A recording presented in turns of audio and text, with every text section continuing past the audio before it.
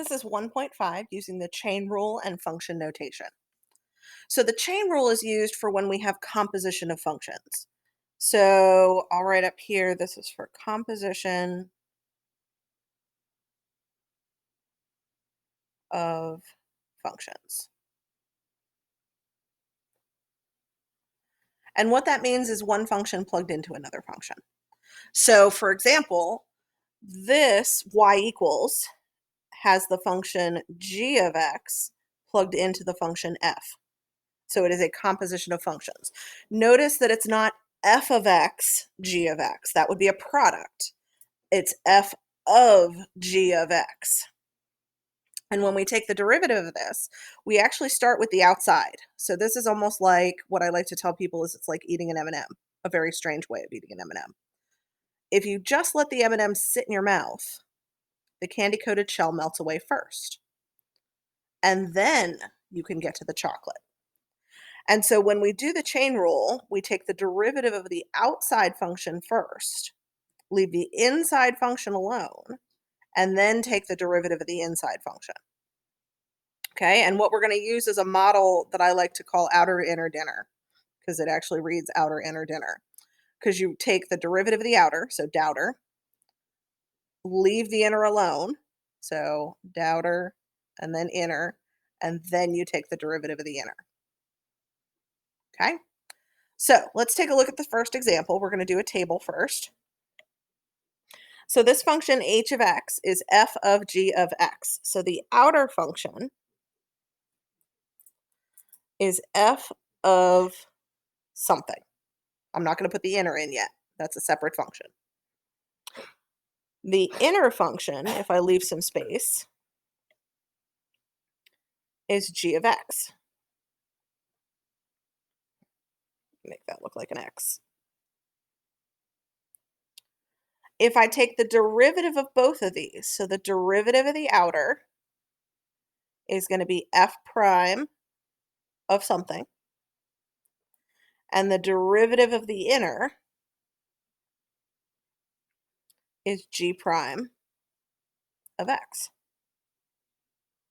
We could actually go one more layer if we wanted to. I didn't have to put the x in there. I could have said g of something and then taken the derivative of x. But the derivative of x is 1. So if I'm doing one big product here in this rule, because we're all just multiplying, I would be multiplying by 1, which is unnecessary. We know that it just results in whatever you're multiplying it by.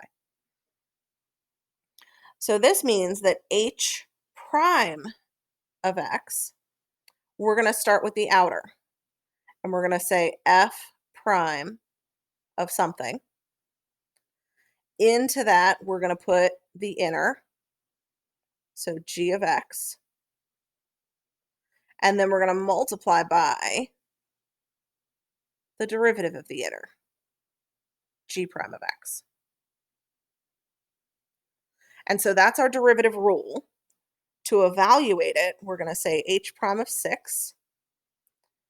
And everywhere we see an x, we're going to turn it into a 6.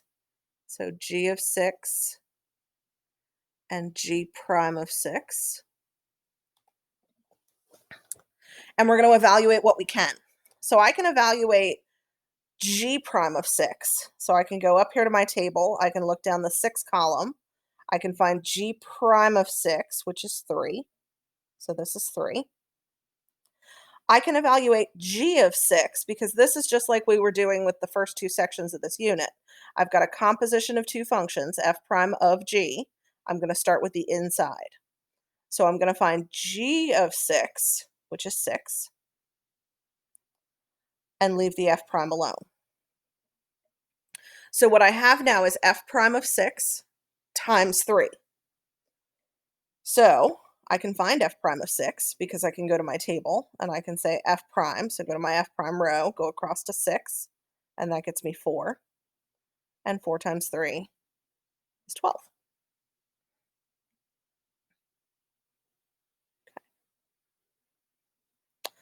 So notice that what we just did with f of g of x is different from the next example.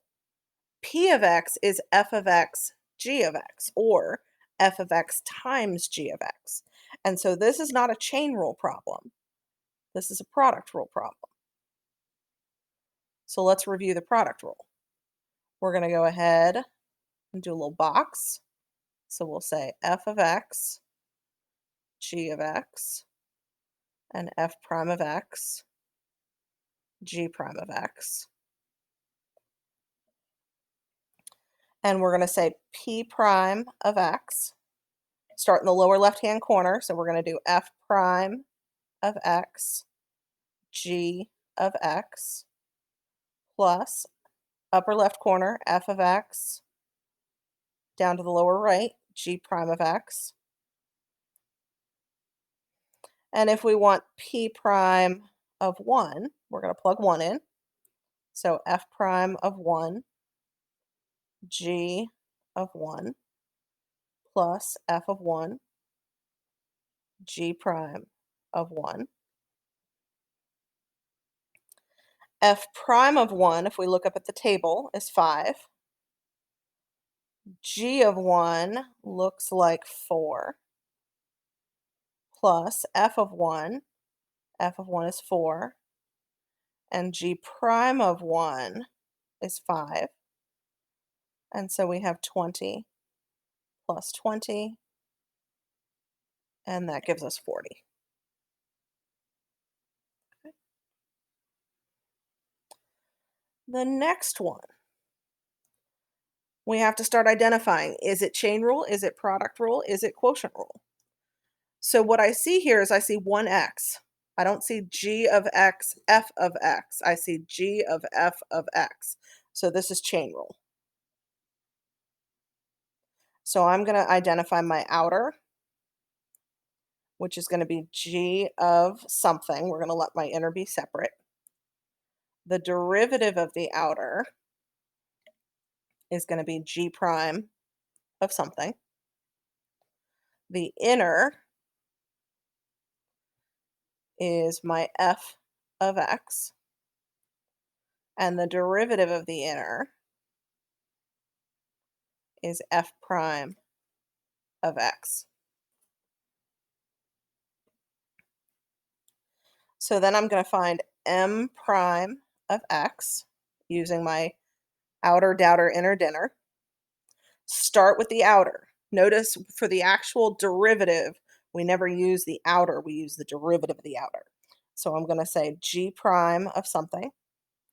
That something is the inner, f of x, times the derivative of the inner.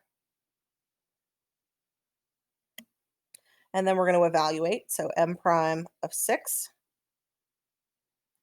is going to be g prime of f of 6 times f prime of 6.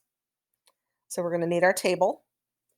I'm going to leave the g prime alone. So g prime, I'm going to find f of 6. So let me go up to the table and go f of 6 is 6 times f prime of 6. So let me go up to f prime. F prime of 6 is 4. And then g prime of 6, I'm going to scroll back up. G prime of 6 is 3 times 4, which gets me 12. Okay. Now, strangely enough, f of g of 6 is the same of g of f of 6. This may not always be true. Some of it is the values that I've chosen for the table. Okay. Last example.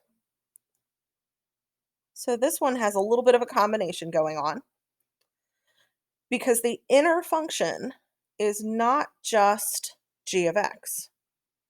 All of this is the inner function, the 2x and the g of x. So when we identify outer, the outer is f of something. The derivative of the outer is f prime of something. The inner is everything inside those parentheses, so 2x plus g of x. So then we have to work on the derivative of the inner. So derivative of g of x I got. That's g prime, no problem. But what's the derivative of 2x? Well, think of 2x as the function y equals 2x. What's the slope? Well, if that's y equals mx plus b, the slope is 2. So the derivative of 2x is also 2. So the derivative of the inner is going to be 2 plus g prime of x. Don't forget to take that derivative of g because he gets a derivative too. So then we're going to say j prime of x equals, we'll start with the derivative of the outer. So we'll say f prime of the inner, which is 2x plus g of x, times derivative of the inner, which is 2 plus g prime of x. Then we'll evaluate. So we'll say j prime of 1 equals f prime of 2 times 1 plus g of 1 times 2 plus g prime of 1. Using our table to evaluate, we can say this is f prime of 2 plus, let's go find g of 1. So g of 1 is 4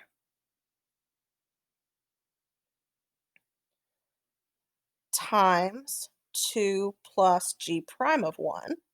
And g prime of 1, if we scroll back up, is 5.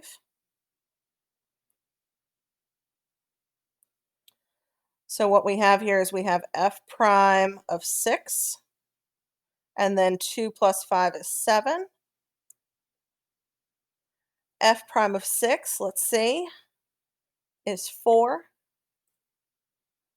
times 7, which gives us 28.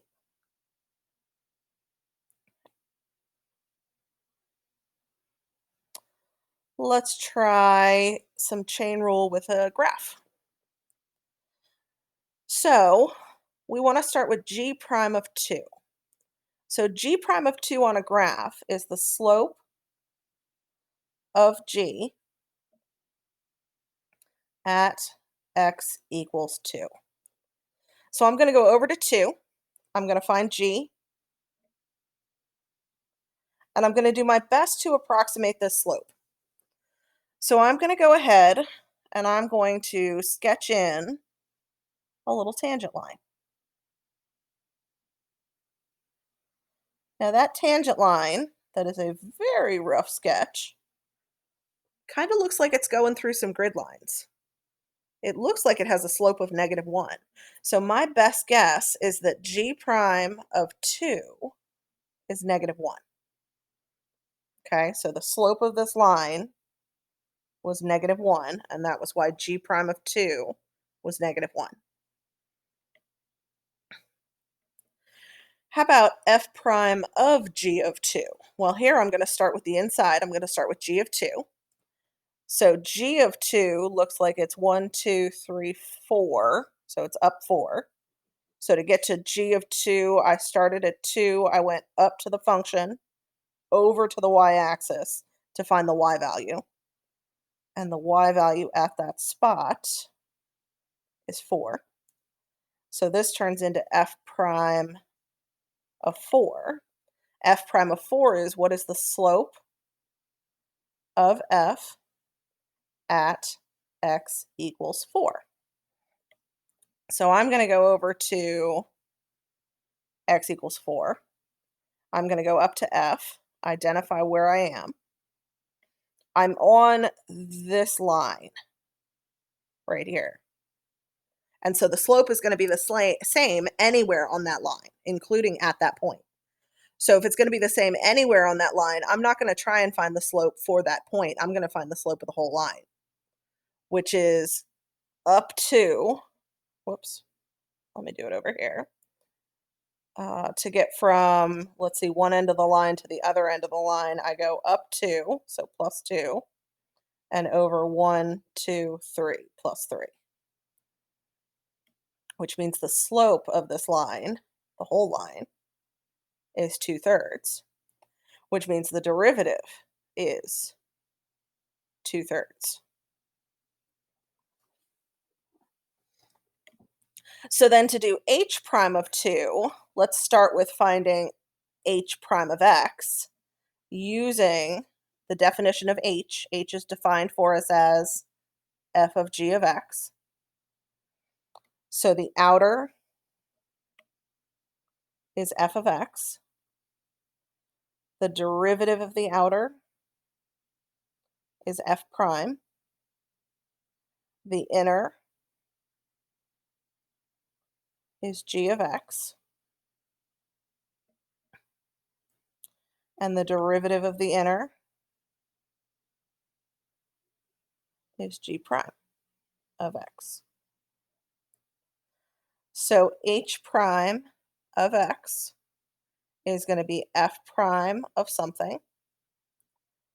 The something is going to be the inner, which is g, times the derivative of g. H prime of 2 is going to be f prime of g of 2 times g prime of 2. Well, some of these, well, all of these we already have. G prime of 2 is letter A. So I can go ahead and replace that with a -1. F prime of G of 2 is right here. So I can replace that with 2/3.